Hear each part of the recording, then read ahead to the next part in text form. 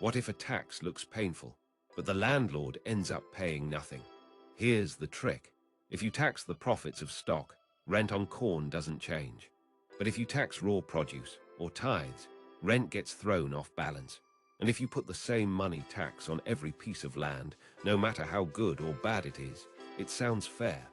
But it isn't. Why? Because the worst land gets hit hardest.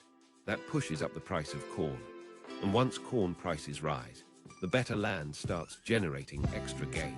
At first, the farmer keeps it during the lease, but later, that advantage becomes higher rent for the landlord.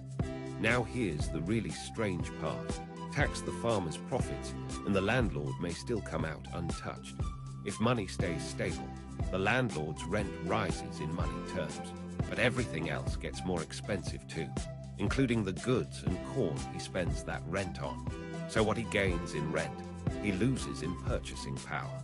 And if money itself rises in value, then prices fall back down, and rent ends up exactly where it started. So under all these cases, the landlord is basically protected. That's why Ricardo says something almost unbelievable. The landlord actually has an interest in his tenants' profits being taxed, because that's the condition under which he stays, in reality, untaxed. And the same logic applies to capital holders. Tax profits and prices rise, but if money adjusts and prices fall back, they pay nothing in the end. In other words, tax one producer and his prices go up. Tax two and two sets of prices go up. Tax everyone and everything rises. Unless, of course, the money supply changes too.